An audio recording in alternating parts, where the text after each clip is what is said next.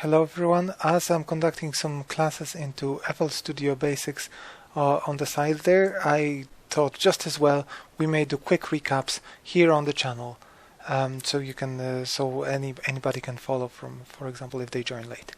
Right, so FLStudio, what is it? It's a digital audio workstation with there's a light over that's used by many excellent musicians, professionals. It started out as a very amateur project, but right now it's very popular. Okay. So first of all, this is the FLStudio interface. Before we probably reach this place, I should tell you how to get it. Well, you can download FLStudio at this link. Is it free? It's a free trial, which means you can't really save or open one of these. It doesn't. No, you can't save. You can't save your projects. You can export your projects as WAV, which means anybody can listen to them, but they cannot. But these projects cannot be edited. Okay, so we download here. Of course, I've got it downloaded and installed, so I won't go through the process. During installation process, it will ask you a few things like which version would you like to install, 32-bit, 64, that sort of stuff. And which version is better? Well, 32-bit version is older, which means it has more stuff to it, right? It has more instruments or plugins or mods. 64-bit version will take better advantage of modern system and architecture. Right, so here we have the song that opens by default when you open FLStudio. And here, this what I moved, that's the track manager. That's right here. I changed resolution so it's better visible, and I got slightly confused. So you see, these tools, these are the ones we'll be using to compose our music, and this is how the track manager disappears. If I click this fella here, the channel rack, the one which we'll be learning today, disappears, right? Let's remember this fella here. Okay, anyway. We'll get back to this one in a moment when we start composing our own stuff. For now, new from template, minimal, basic with limiter. Now, some versions may have slightly different name, but the first one should be basic with limiter.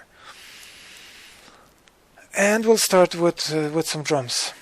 So channel rack, which I could probably hide this part. We don't need this for now. Channel rack. When you mouse over this, the frame, you can extend it. We'll extend it to 1, 2, 3, 4. See, I'm counting. These are separate notes, okay? So 4 notes will make a full note for me here. For well, I should probably demonstrate it. These are quarter notes, okay? So 4 of them will make a full note. Oh, wait a minute. I just pasted something in and then removed it. Okay, so what I'm doing here is I'm left clicking. Left click to add, right click to remove. These are our instruments that are added by default. Kick drum, clap, hat, and snare. Right, you know what? Let me just add a couple of kicks here. But these are grayed out. I wonder why. What will happen if I... there you go. So right now we have 8 sections. 1, 2, 3, 4, 5, 6, 7, 8. And let's keep these as power of 2s. So we could make music with 4. We could make music with 8. But the next step probably should be 16. This will be enough for now.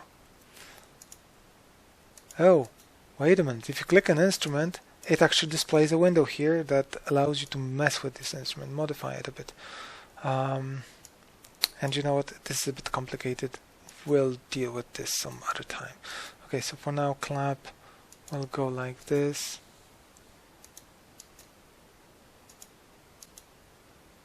And of course feel free to copy my patterns, but feel free to add your own. The rhythm is the important bit here.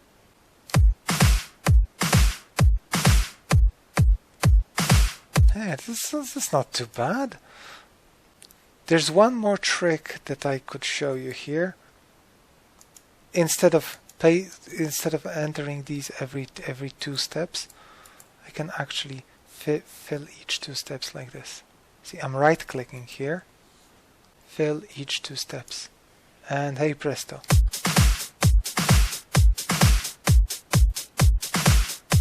Hey, that's actually turning quite alright. And some snare here, because why not?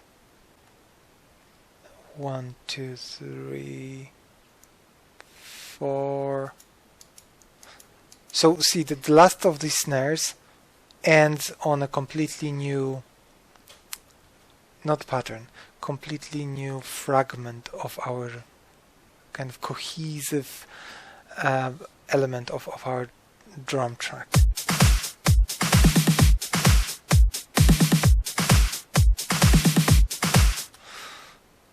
Okay, I'm not too happy with this snare. Let me turn it down a bit. These knobs here are volume. So each instrument has its own knob. Now I'm turning down the volume of the snare and perhaps the clap.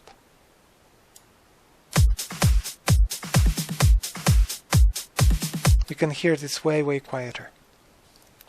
These knobs here are left and right. So for example, I'll put kicks on the left ear and hats on the right ear. So if you're wearing headphones, you should hear the kicks. You know what? Let's make it extreme. So right now, if you're missing one speaker, you won't hear the kicks at all. If you're only on right speaker, and vice versa. If you're only on left speaker, you won't hear hats.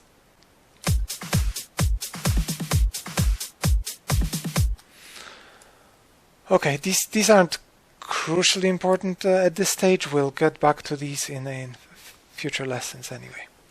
Okay, so we have some basic drums. So this is pretty much it. One more thing that I wanted to show you is how to put them in patterns, and next thing is how to export these so you can show it to your friends, of course.